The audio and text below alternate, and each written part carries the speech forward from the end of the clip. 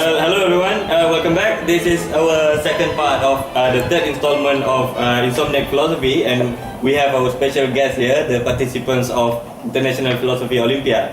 So for this second part, we will be discussing the second question, which is, why do you think you love philosophy? Okay, so the question, now we just assume that the definition of love is granted, right? Yeah. So according to the standard English dictionary. Okay. Alright. So let me ask you first, Justin. Why do you love philosophy? Well, I love philosophy because it actually helps develop the fundamental truth and help us a field to mature into its final form or something, or maybe continuous growth.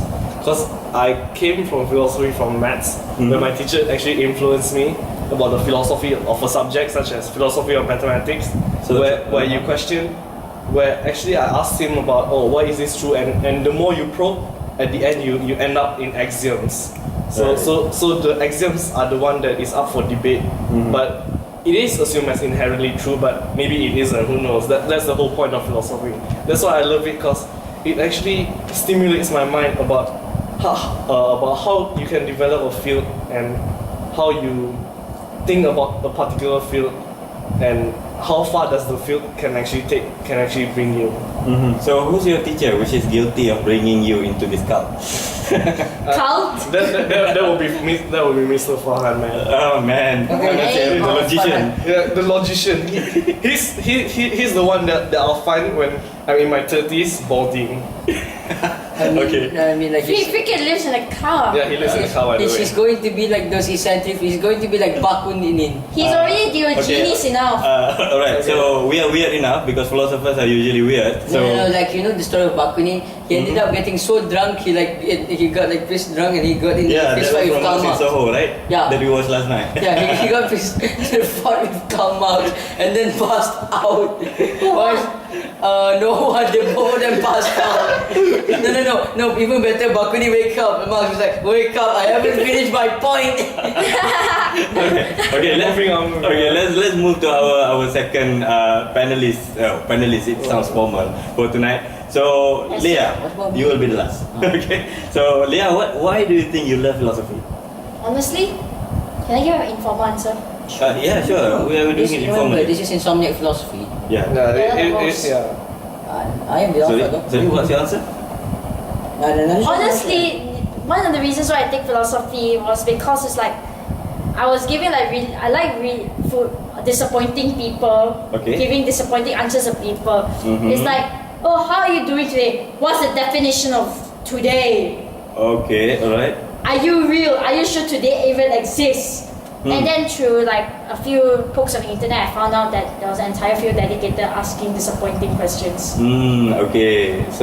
So when you said disappointing questions, why do you think these questions are disappointing for ordinary people? It's like, for ordinary people, these words are like common sense. They hold like a generic meaning already. So when you question them on something incredibly common and generic, and they try to answer something, and then they realize, wait, they are actually it's the thing that I don't know, what is this? They're actually not obvious at all. Yeah. So this brings us to one of the most important discussion in philosophy about ontology, the existence. How do you qualify the existence of something? So thank you. So recently, lately, people have been getting upset at me asking them back disappointing questions. So now I give them disappointing answers. So how are you doing today? I'm alive. Okay. What are you doing? Breathing. Something like that. To be honest, where are you going? To planet Earth. I much rather actually see you give more disappointing questions, because then we can have a very interesting conversation. You see the point? What is a question? What is a question? Firstly, a question is an inquiry. Anyway, next question. Let's move on to you. Why do you think you love philosophy? Mainly because of its pursuit to the truth. Because in the search for the truth is inherently interesting to me. I want to see like the truth one day being found out, even though that we will probably never find it. But the pursuit of the truth is what is interesting to me. To see the arguments and being given, because to prove a point that of your beliefs. Because to me that is very interesting. So yeah. Okay. So basically, in your opinion, is there an objective reality and truth? I don't know. I need to do more reading. Yeah. That's my answer to everything. I don't know. I need to do more reading. Also, Okay. Marxism. Okay. Alright. What is the truth that you think are often taken for granted by the society that we need to probe more into that? Logic. Okay. Go on. Logic, for one thing, logic we need, because logic is this thing we automatically assume to be true. Because I'm actually personally quite somewhat interested in the inquiries into logic itself. Basically, the study of meta logic, something along those lines. Right. There's something metaphysics, right? Okay, metaphysics to understand what is behind everything. What drives logic, for example. Okay. So basically, your point of inquiry is towards the value of logical truth. Yeah. Isn't it? And then I also like to see what can be done from axioms. For example, 7 axioms, the axiom of sets, extensionality, and so on and so forth from ZFC can lead to the entire field of mathematics. Yeah, it's actually pretty impressive. But the problem, like the ZFC is like bare bones to all hell. If you like check Bertrand Russell's books, The Principle of Mathematics, it's one of the books being held to this camera anyway. we cannot show to the audience. The Principle of You Mathematics. could just edit it in though. Like just edit it over like on our chest. Yeah. Alright. Okay. So The what is Principles of Mathematics, it basically gives a proof from Russell's conception of a universal truth, and then goes on to show that 2 plus 2 is 4 if I remember correctly. It's almost 100,000 kilometers long. So because you have to prove what are numbers from sets and what are integers, how addition, and then until you can reach pure arithmetic, then everything else is trivial. Right. So basically, the pursuit of truth itself interests you. Yeah. Okay. Right. So we have probed the answers to that question. Why do they think they love philosophy?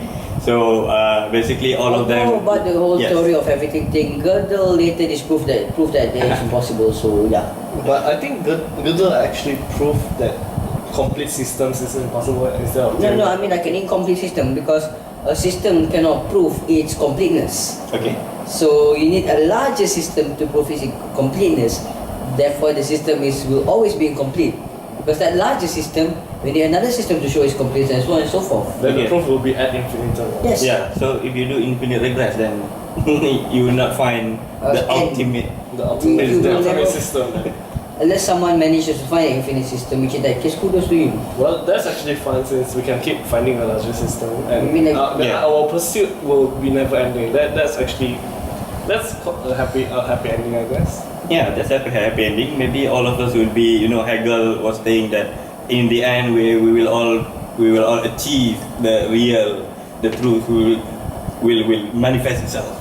I mean like, well, after we die, we go meet God. Hi God, what is truth? Yeah, maybe we can ask that. Am I alive or have I been killed? You're technically dead. I mean, like you're in heaven and all that, so you're like asking me questions. Wait, but if God is in heaven, is he dead or not dead? Nah, he's always in heaven. He's ethereal. He is always dead, and we have killed him. Like no, I personally. Okay, In this room, we